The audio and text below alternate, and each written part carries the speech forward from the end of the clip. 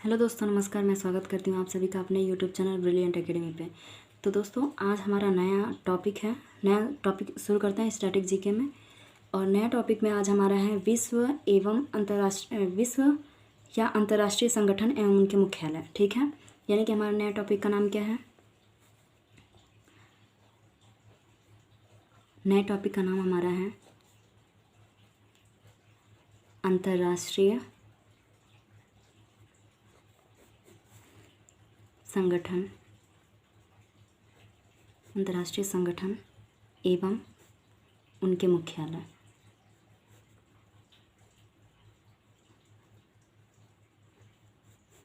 ठीक है, तो ये आज हमारा मेन टॉपिक है।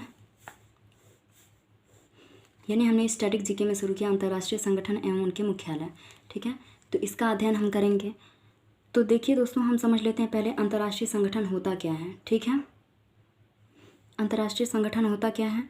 तो अंतर्राष्ट्रीय संगठन उस संस्थाओं को कहते हैं जिसके सदस्य कार्य क्षेत्र तथा उपस्थिति वैश्विक स्तर पे हो।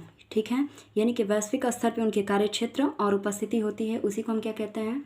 अंतर्राष्ट्रीय संगठन वो होते हैं हमारे। ठीक है, और जो इनका मुख्य उद्देश्य होता है, यानी इस संगठन को स्थापित करने का मुख्य उद्देश्य जो होता है वो होता है आर्थिक, सांस्कृतिक व व्यापारिक सहयोग को बढ़ावा देना। ठीक है, और उसके साथ साथ जो विश्व शांति है उसे स्थापित करना, मानव कल्याण की देखरेख करना। ठीक है, यानी कि विश्व शांति स्थापित करना, मानव कल्याण की रक्षा करना। ठीक है, आर्थिक, सांस्कृतिक और व्यापारिक सहयोग को क्या करना? बढ़ावा देना। इसका क्या है? मुख्य उद्देश्य है।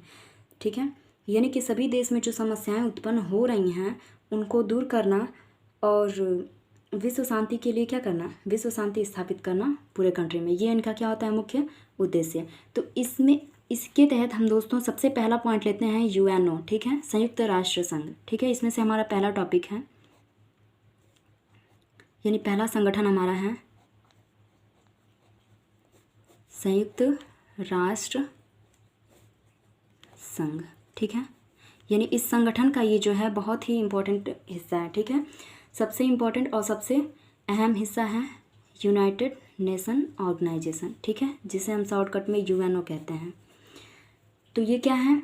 अंतर्राष्ट्रीय संगठन का सबसे बड़ा और सबसे इम्पोर्टेंट पार्ट है जो विश्व शांति स्थापित करने में क्या करता है? भरपूर मदद करता है। ठीक है, तो ये अंतर्राष्ट्रीय संगठन जो है दोस्तों, ये अपने आप में एक बड़ा सा टॉपिक है। ठीक है, तो आज की क्लास में हम यूएनओ यानी कि संयुक्त राष्ट्र संघ को डिटेल में अध्ययन करेंगे। ठीक है, यानी आज का पूरा क्लास हमारा डिपेंड है संयुक्त राष्ट्र संघ पे। ठीक है, तो आइए हम अपना क्लास स्टार्ट करते हैं संयुक्त राष्ट्र संघ। तो संयुक्त राष्ट्र संघ की सबसे पहले हम स्थापना देखते हैं कि इसकी स्थापना कब होती है। ठीक है, तो संयुक्त राष्ट्र संघ का स्थापना जो होता है हमारा वो होता है 24 अक्टूबर 1945। ठीक है, यानी कि 24 अक्टूबर 19। ठीक है, यानी कि संयुक्त राष्ट्र संघ की स्थापना कब होती है? 24 अक्टूबर 1945। ठीक है,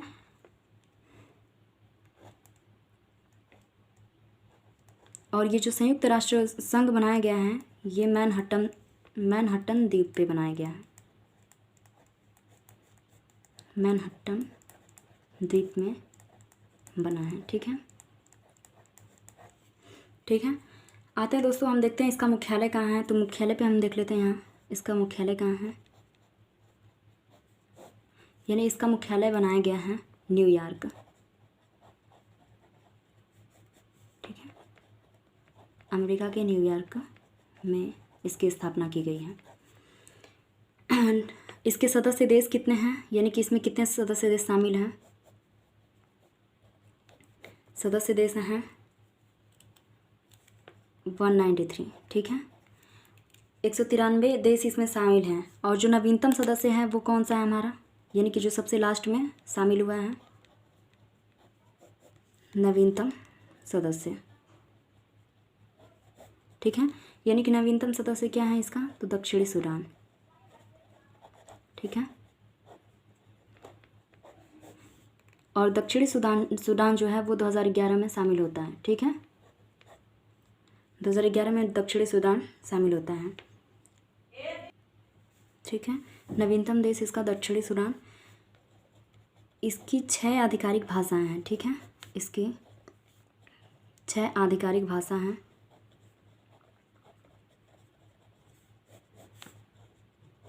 इसकी 6 आधिकारिक भाषाएं हैं। कौन कौन सी हैं दोस्तों, आइए देखते हैं। तो इसकी 6 आधिकारिक भाषाएं जो हैं वो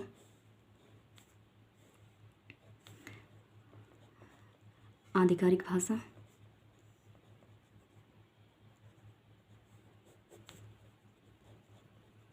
कौन कौन सी हैं, तो हम सबसे पहले देख लेते हैं। पहला हमारा फ्रांसीसी भाषा, नेक्स्ट है रूसी भाषा, स्पेनिश, फिर है अंग्रेज़ी, फिर हमारा है चीन की भाषा यानी चीनी, फिर हमारा है अरबी भाषा। ठीक है, अरबी भाषा। तो ये क्या है, इसकी 6 आधिकारिक भाषाएं हैं। किसकी? यूएनओ की। तो 6 आधिकारिक भाषाएं हैं जिनमें से केवल 2 भाषाओं का संचालन ही किया जाता है इसमें। ठीक है, यानी दो भाषाओं से इस संस्था का संचालन किया जाता है। तो यहाँ लिख लेते हैं हम, उसको भी इम्पोर्टेंट है। केवल 2 भाषाओं को संचालन भाषा माना गया है। ठीक है, संचालन भाषा माना गया है। यानी कि इसके जो सदस्य राष्ट्र हैं यानी सदस्य देश जो हैं इसके, इन 6 भाषाओं में से किसी का भी प्रयोग कर सकते हैं। ठीक है, यानी कि किसी भाषा में वो अपनी बात रख सकते हैं, लेकिन जो उनका आधिकारिक यानी कि जो वहाँ का काम होगा वो सिर्फ 2 भाषाओं में ही संचालित होगा। ठीक है, वो कौन कौन सी 2 भाषाएं हम देख लेते हैं। तो सबसे पहला उनमें आता है अंग्रेज़ी। ठीक है, अंग्रेज़ी वहाँ की आधिकारिक भाषा है, और दूसरी जो है वो है फ्रांसीस। ठीक है, यानी कि ये 2 भाषाएं क्या हैं, वहाँ की संचालन भाषा हैं, यानी कि वहाँ का जो भी काम होगा वो इन दोनों भाषाओं में क्या होगा, संचालित होगा। ठीक है, इसका उद्देश्य क्या है, यानी यूएनओ को स्थापित करने का उद्देश्य क्या बनाया गया है। किसी कार्य को करने का कोई ना कोई उद्देश्य होता है, तो इसका क्या उद्देश्य है वो हम जान लेते हैं। तो किस उद्देश्य से बनाया गया है, तो इसका उद्देश्य एकमात्र है विश्व शांति स्थापित करना। ठीक है, यानी कि विश्व शांति स्थापित करना इसका मुख्य उद्देश्य है। क्यों विश्व शांति स्थापित करना? ताकि भविष्य में कभी विश्व युद्ध जैसी घटना फिर से दोहराई ना जाए। ठीक है, यानी विश्व युद्ध जैसी परिस्थिति कभी भविष्य में उत्पन्न न हो।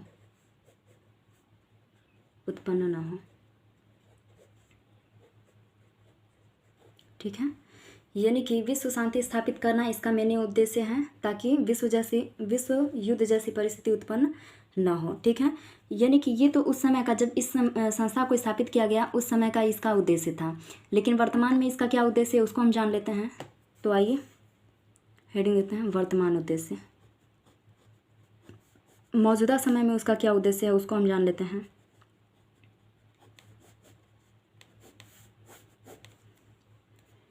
तो वर्तमान उद्देश्य इसके हैं, सबसे पहला अंतर्राष्ट्रीय शांति व सुरक्षा, जो कि पहले भी था।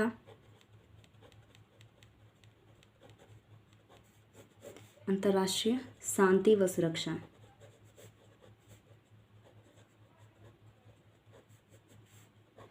पहला इसका उद्देश्य हो गया। दूसरा उद्देश्य इसका है मानवाधिकारों का संरक्षण, और ये मानवाधिकारों का संरक्षण वैश्विक स्तर पे होगा, यानी कि विश्व के हर सदस्य देश जो इसमें शामिल हैं उन सभी के हर एक नागरिक के मौलिक अधिकारों की रक्षा करना किसका काम है, यूएनओ का। ठीक है, यानी इसका उद्देश्य है कि वे वहाँ के हर एक नागरिक के मानवाधिकार का अगर हनन होता है तो उसको सुरक्षा प्रदान करना, उसकी सहायता करना। ठीक है, तीसरा उद्देश्य है इसका सतत विकास को बढ़ावा देना। ठीक है,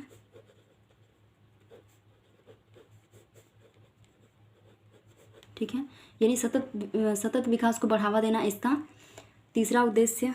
चौथे में जो अंतर्राष्ट्रीय कानून है,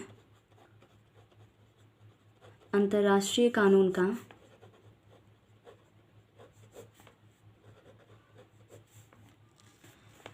कानून का अनुपालन करना, ठीक है, ये इसका उद्देश्य है। ठीक है, तो आइए आगे हम देखते हैं कि इस जो ये संघ बनाया गया है इसका सचिव कौन है, उसको हम जान लेते हैं। तो देखते हैं सचिव कौन है। तो वर्तमान में इसके सचिव हैं एंटोनियो गुटेरस। ठीक है, एंटोनियो गुटेरस।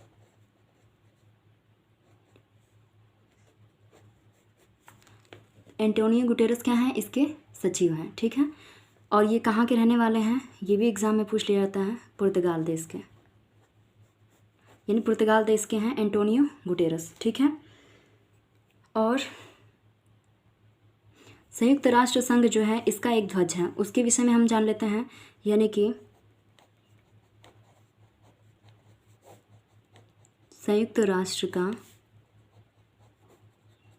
ध्वज। ठीक है, यानी संयुक्त राष्ट्र का ध्वज है, उसका हम अध्ययन करते हैं। तो यानी कि जो इसका ध्वज है वो हल्के नीले रंग की इसकी पृष्ठभूमि है, और उस पृष्ठभूमि पे श्वेत रंग से राष्ट्र संघ का क्या बना है, प्रतीक बना हुआ है। ठीक है, यानी कि हल्के नीले रंग की पृष्ठभूमि है, हल्के नीले रंग की पृष्ठभूमि पर सफ़ेद रंग से संघ का प्रतीक बना है। ठीक है, यानी कि हल्के नीले रंग की पृष्ठभूमि है और उस पर सफ़ेद रंग से संघ का प्रतीक बनाया गया है। तो और ये प्रतीक जो है वो प्रतीक में क्या क्या है उसको हम जान लेते हैं। यानी कि ये जो प्रतीक बनाया गया है, प्रतीक किस चीज़ का है, तो दो जैतून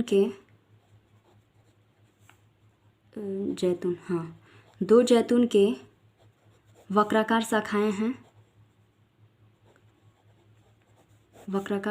हैं, और इन शाखाओं के बीच में एक विश्व का मानचित्र है। ठीक है, जो ऊपर से खुली हुई हैं। ठीक है, ऊपर से खुली हैं, और बीच में क्या है इनके, और बीच में विश्व का मानचित्र है,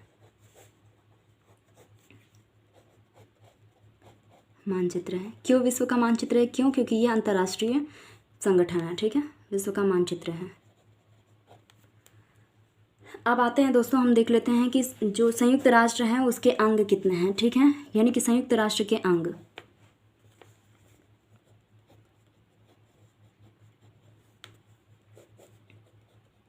संयुक्त राष्ट्र के अंग, क्योंकि ये अंतर्राष्ट्रीय स्तर की संगठन है, अंतर्राष्ट्रीय लेवल की है, तो अकेले तो काम करेगी नहीं, तो इसके कई अंग, यानी इसको कई अंगों में बांटा गया है, तो इसके 6 अंग हैं। ठीक है,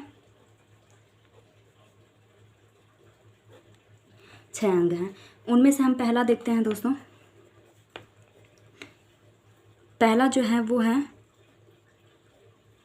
संयुक्त राष्ट्र महासभा। ठीक है, संयुक्त राष्ट्र महासभा, यानी संयुक्त राष्ट्र के अंग में सबसे पहला अंग है इसका संयुक्त राष्ट्र महासभा। तो इसको देखते हैं, इसका काम क्या है। तो इसका काम सिर्फ है कि जो इसके सदस्य देश हैं उनके सदस्यों को क्या करना, संबोधन करना। ठीक है, तो देखते हैं, यूएन की एकमात्र संस्था, यूएन की एकमात्र ऐसी संस्था जिसमें सभी सदस्यों को, ठीक है, जिसमें सभी सदस्यों का समान प्रतिनिधित्व होता है। ठीक है,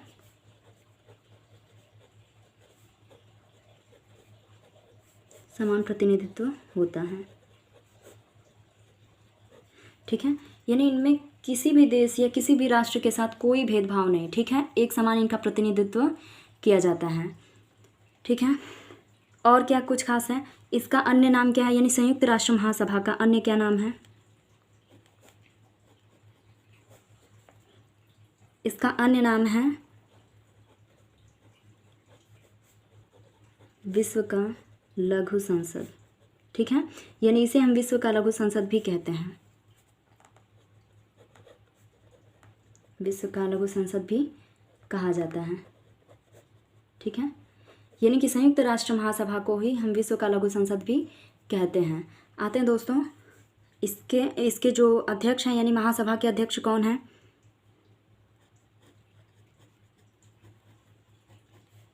महासभा के अध्यक्ष,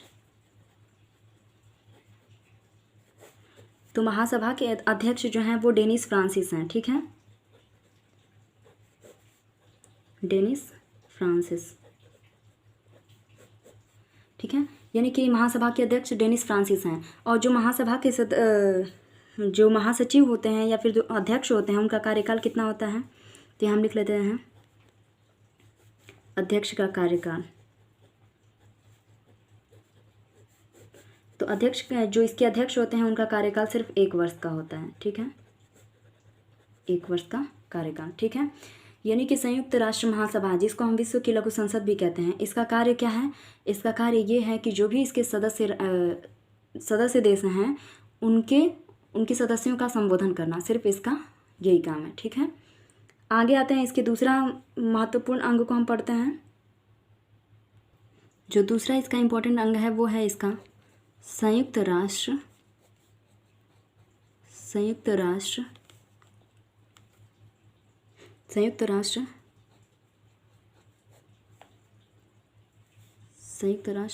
सुरक्षा परिषद।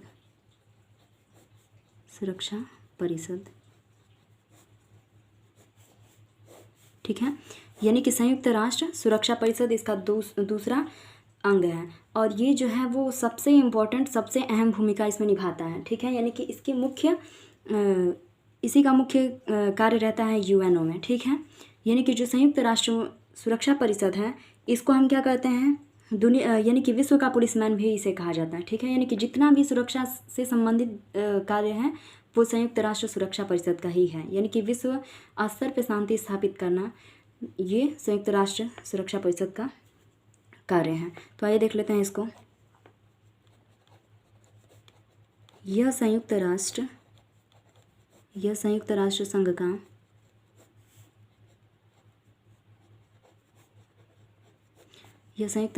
का मुख्य अंग है। ठीक है, सबसे इम्पोर्टेंट पार्ट है। ठीक है, और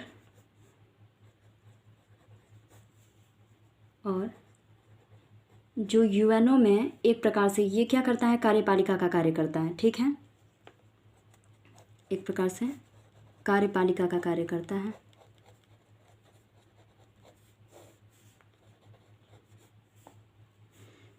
कार्यपालिका है। ठीक है, यानी संयुक्त राष्ट्र का मुख्य अंग है और एक प्रकार से क्या है? कार्यपालिका है। ठीक है, यानी संयुक्त राष्ट्र की ये कार्यपालिका है। नेक्स्ट पॉइंट इसमें है संयुक्त राष्ट्र के घोषणा पत्र के अनुसार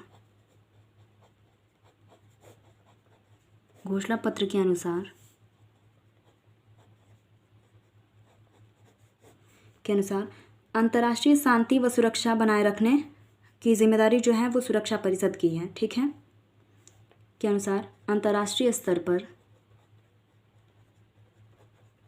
अंतर्राष्ट्रीय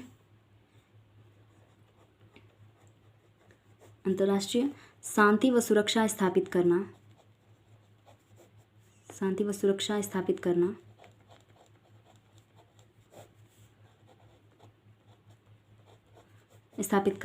सुरक्षा परिषद की जिम्मेदारी है। ठीक है,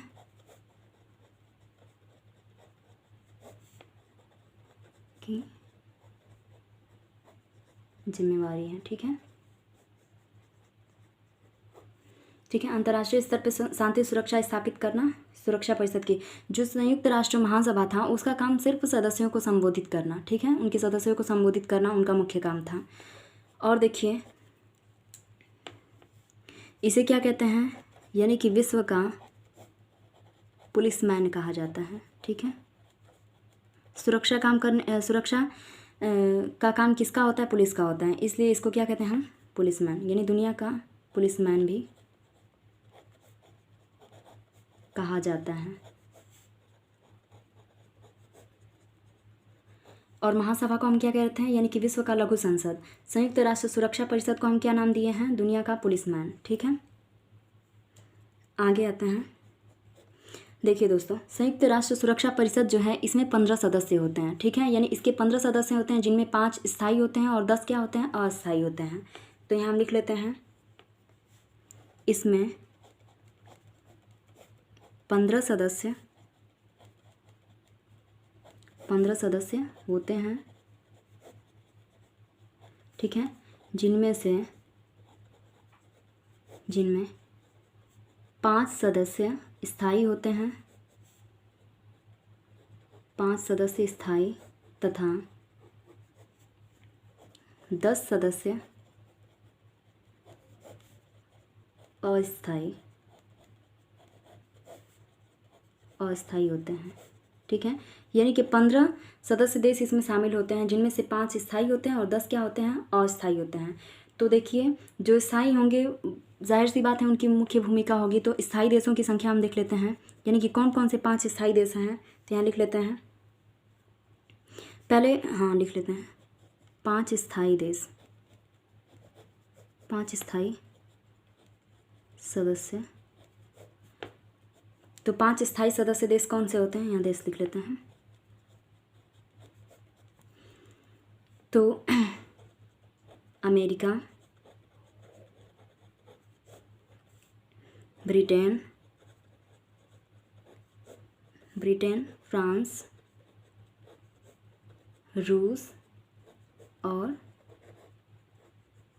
चीन। ठीक है, यानी ये 5 इसके क्या हैं, स्थायी सदस्य, अमेरिका, ब्रिटेन, फ्रांस, रूस और चीन। देखिए इस जो सुरक्षा परिषद है इसकी सबसे बड़ी कमी ये है कि जब ये वैश्विक स्तर पे बनाया गया है तो इसके जो सदस्य देश हैं, यानी कि अस्थायी सदस्य में जो 5 स्थायी सदस्य हैं उनको 5 महाद्वीपों के देशों को लेना चाहिए था। जैसे अमेरिका, तो अमेरिका महाद्वीप से हो जाएगा, लेकिन ब्रिटेन, फ्रांस, रूस ये तीनों के तीनों हमारे यूरोपीय देश को ही शामिल कर ले, यानी कि यूरोपीय महाद्वीप के ये तीनों देश हैं। तो उन तीनों को शामिल करने की क्या ज़रूरत थी। यहाँ देखिए एशिया महाद्वीप से सिर्फ चीन, तो एशिया महाद्वीप से है, यूरोप से है और अमेरिका से है, लेकिन ऑस्ट्रेलिया से और यानी कि ऑस्ट्रेलिया देश से यहाँ कोई देश नहीं दिखाई दे रहे हैं। ठीक है, तो उनको भी शामिल करना चाहिए था, जो कि क्या है इसकी सबसे बड़ी कमी है। सभी महाद्वीपों के देशों को शामिल करना चाहिए था, बट यहाँ पे हमको 3 महाद्वीप के देश ही दिखाई पड़ रहे हैं, 2 महाद्वीप के देश को नहीं शामिल किया गया है, जो कि अंतर्राष्ट्रीय स्तर पे है तो इसको शामिल करना चाहिए। ठीक है, आइए दोस्तों इसका देखते हैं कि इसके जो सदस्य देश हैं उनका कार्यकाल कितना होता है। ठीक है, कार्यकाल, तो कार्यकाल जो होता है इनका, देखिए जो कार्यकाल 2 वर्ष का होता है, 2 वर्ष का, किनका 2 वर्ष का होता है, अस्थायी सदस्य देश, जो इसके अस्थायी सदस्य होते हैं उनका कार्यकाल कितने वर्ष का होता है, 2 साल का होता है। ठीक है, नहीं कार्यकाल इनका 2 वर्ष का अस्थायी सदस्यों के लिए। ठीक है, आइए और आगे देखते हैं। जो सुरक्षा परिषद हमारा है, यानी संयुक्त राष्ट्र सुरक्षा परिषद है, इसके निर्णय जो हैं वो सदस्य देशों पर क्या होते हैं, बाध्यकारी होते हैं, यानी कि जो इसका निर्णय मिल गया वो क्या होता है, अंतिम निर्णय होता है। ठीक है, तो यहाँ पे हम लिख लेते हैं सुरक्षा परिषद के निर्णय सदस्य देशों पर, यानी कि जो भी देश इसमें शामिल हैं सदस्य देशों पर बाध्यकारी होता है।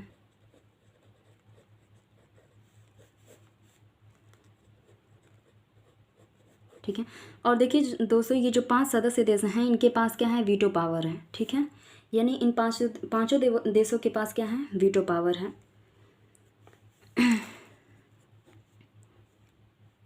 अब इसमें देखते हैं हम अपने भारत की जानकारी लेते हैं, यानी कि हमारे भारत की क्या स्थिति है। तो हमारा भारत जो है अस्थायी संयुक्त राष्ट्र सुरक्षा परिषद का अस्थायी सदस्य है और इसका कार्यकाल 1 जनवरी 2021 से क्या हो गया, शुरू हो गया है अस्थायी सदस्य के रूप में। ठीक है, यानी कि भारत का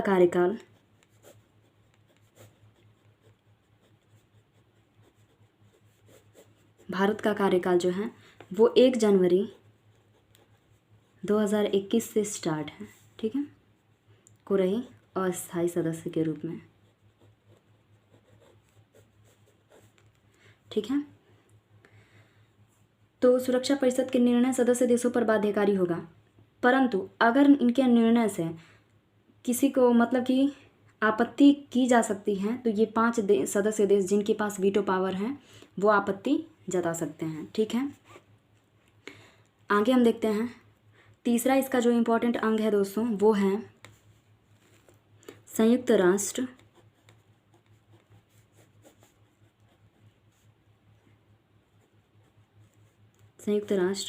आर्थिक व सामाजिक परिषद। ठीक है, आर्थिक व सामाजिक परिषद।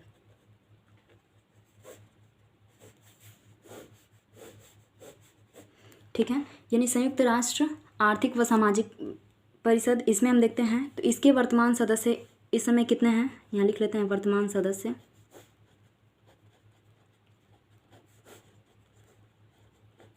वर्तमान सदस्य देश इसमें हैं 54। ठीक है, और ये जो अंतर्राष्ट्रीय आर्थिक व सामाजिक परिषद है, संयुक्त राष्ट्र की आर्थिक व सामाजिक परिषद है, इसका मुख्य काम क्या होता है, अंतर्राष्ट्रीय आर्थिक व सामाजिक सहयोग एवं विकास में सहायता प्रदान करना। ठीक है, तो देखिए अंतर्राष्ट्रीय आर्थिक रूप से मदद करने का जिम्मेदारी जो है IMF का है, यानी कि इंटरनेशनल मॉनेटरी फंड का है। वो आर्थिक रूप से अन्य देशों को मदद करता है, परंतु उसके बावजूद अगर अंतर्राष्ट्रीय रूप से आर्थिक सदस्य जो इसके सदस्य देश हैं, अगर वो आर्थिक रूप से उनके में तंगी है या फिर कुछ परेशानियां उत्पन्न होती हैं तो उनकी सहायता कौन करेगा, संयुक्त राष्ट्र का आर्थिक व सामाजिक परिषद उनकी सहायता करेगा। ठीक है, फिर इनके सदस्यों का कार्यकाल क्या होता है, तो लिख लेते हैं यहाँ पे सदस्यों का कार्यकाल 3 वर्ष का होता है। ठीक है,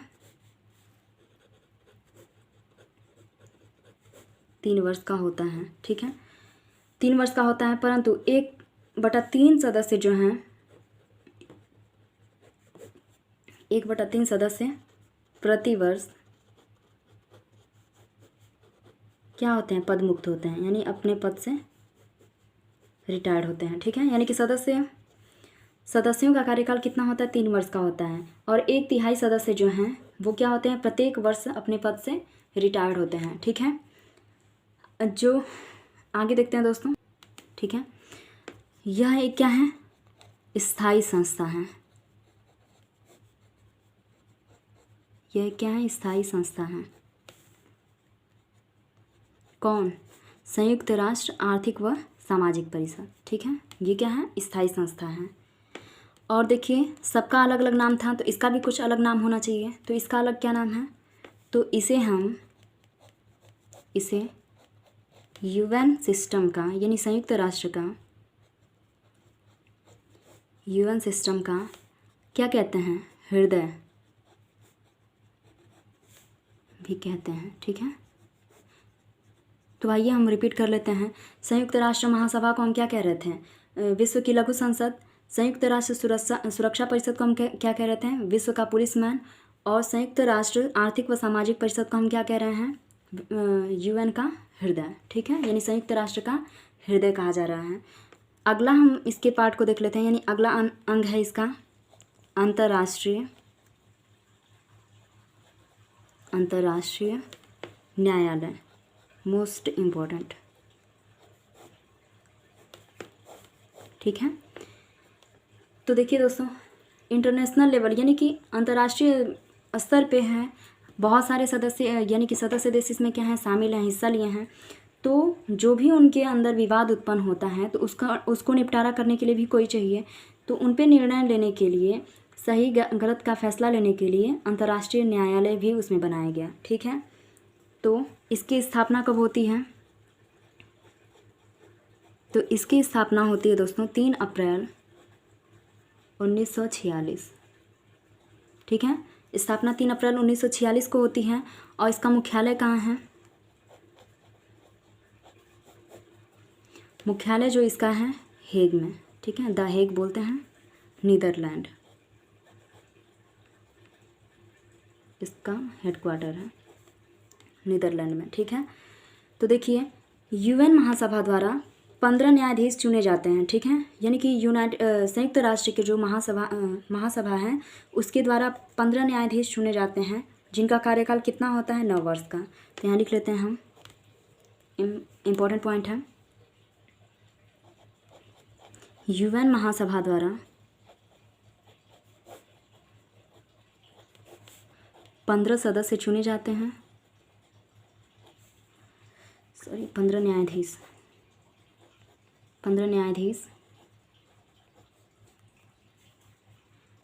चुने जाते हैं।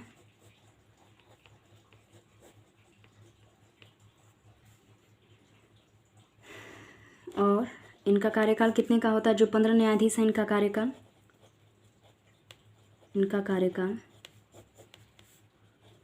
9 वर्ष का होता है। ठीक है, यानी इनका कार्यकाल 9 वर्ष का होता है। और तो आइए हम अपने भारत के रिस्पेक्ट में देखते हैं। तो इसमें हमारा सदस्य देश भारत भी है, तो इसके भारत देश से भी कुछ लोग न्यायाधीश के पद पे विराजमान रहे हैं, तो उनको हम देख लेते हैं। यानी कि हम देखते हैं भारतीय न्यायाधीश कौन कौन रहे हैं।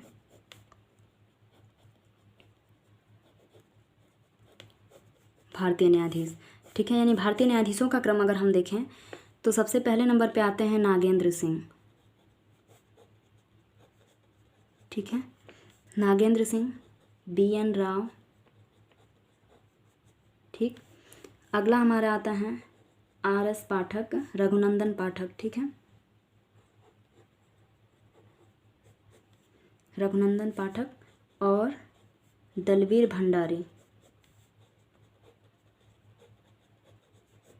ठीक है, दलवीर भंडारी, ये जो कि वर्तमान में भी क्या है, अभी मौजूद हैं। ठीक है, 2017 से इनका कार्यकाल को फिर से रिपीट कर दिया गया है और फिर से अभी ये अंतर्राष्ट्रीय न्यायालय के क्या हैं, न्यायाधीश के पद पे सुशोभित हैं। ठीक है, यानी भारतीय न्यायाधीश में कौन कौन है? नागेंद्र सिंह, BN राव, रघुनंदन पाठक, दलवीर भंडारी। दलवीर भंडारी क्या हैं, वर्तमान में भी अभी मौजूद हैं न्यायाधीश के पद पर। ठीक है, आइए दोस्तों, अब देखिए ये जो न्यायाधीश हैं इनको हटाने की प्रक्रिया भी कुछ होती होगी।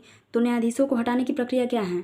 तो देखिए इसमें से 15 न्यायाधीश हैं। अगर किसी एक न्यायाधीश के कार्य को नहीं पसंद किया जाता, यानी कि एक ऐसा न्यायाधीश जिसके कार्य को नहीं पसंद किया जाता या अपना काम सही से नहीं कर पा रहा है, तो बाकी के 14 जो न्यायाधीश हैं वो संयुक्त राष्ट्र महासभा में अपील कर सकते हैं कि ये न्यायाधीश जो हैं वो अपना काम सही से नहीं कर रहे हैं। ठीक है, यानी उनके खिलाफ अपील दायर कर सकते हैं।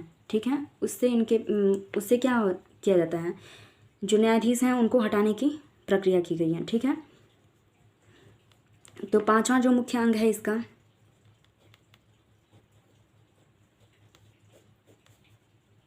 संयुक्त राष्ट्र न्यास परिषद। ठीक है, मौजूदा समय में इसको समाप्त कर दिया गया है। ठीक है, यानी कि अब नहीं है। संयुक्त राष्ट्र न्यास परिषद, इसकी स्थापना हम देख लेते हैं। स्थापना कब होती है? 1946 में। ठीक है, मुख्यालय कहाँ है इसका? जो इसका मुख्यालय है वो है न्यूयॉर्क में। ठीक, न्यूयॉर्क में। तो देखिए संयुक्त राष्ट्र न्यास परिषद, ये संयुक्त राष्ट्र न्यास परिषद बनाया क्यों गया था और वर्तमान समय में इसको समाप्त कर दिया गया, यानी इसका कोई भी रोल नहीं है, यानी कि ये कार्यकारी रूप में नहीं है। तो संयुक्त राष्ट्र न्यास परिषद बनाया क्यों गया था?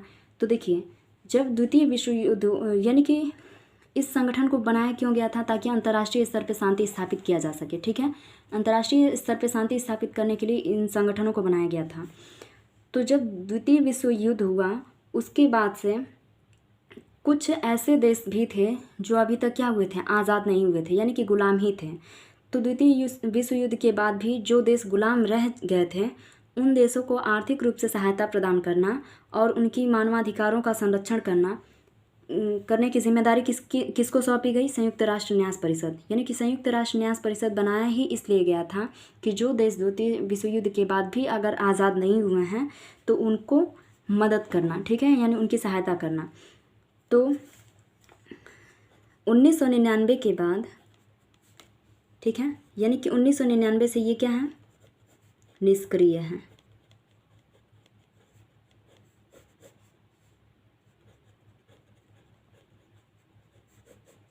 ठीक है, यानी कि 1999 तक सभी देश आज़ाद हो चुके थे। आज़ाद होने के बाद इस संगठन का यानी इस परिषद का कोई भी कार्य नहीं बचा, इसलिए क्या कर दिया गया? इसको बंद कर दिया गया। यानी 1999 से क्या है? निष्क्रिय संगठन है। ठीक है, अगला आते हैं, जो हमारा छठा है वो हमारा है सचिवालय।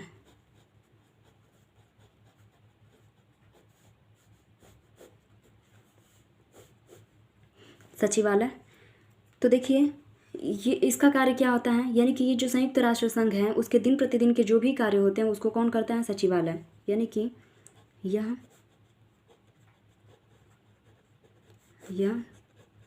संयुक्त राष्ट्र के दिन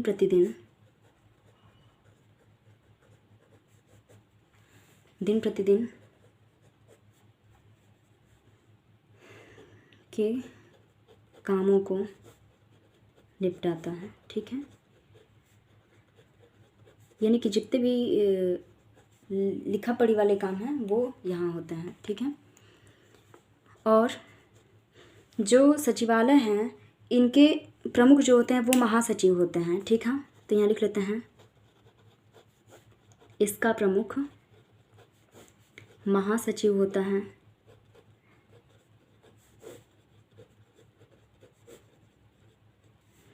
ठीक है, इसका प्रमुख कौन होता है? महासचिव होता है। और महासचिव की नियुक्ति किसके द्वारा की जाती है?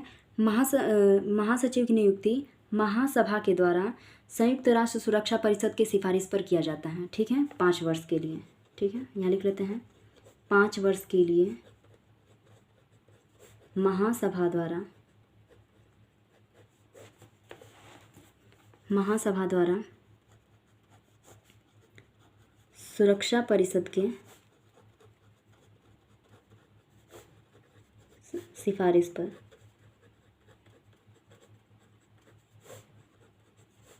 ठीक है, तो महासचिव जो सचिवालय के प्रमुख होते हैं वो महासचिव होते हैं। इनका कार्यकाल 5 वर्षों के लिए होता है। इनकी नियुक्ति महासभा के द्वारा सुरक्षा परिषद के सिफारिश पर किया जाता है। ठीक है, तो आज का क्लास यहीं तक दोस्तों, और बाकी जो संगठन हैं उनको हम नेक्स्ट क्लास में यानी कि नेक्स्ट वीडियो में अपने देखेंगे। आज का क्लास यहीं तक, और कमेंट बॉक्स में आप लोग ज़रूर लिखा करें कि कौन सा टॉपिक आप लोग को पढ़ाना है। ठीक है, ब्रिलियंट एकेडमी पूरा कोशिश करेगा ताकि आप लोग को वो कंटेंट प्रोवाइड करें। ठीक है, आज के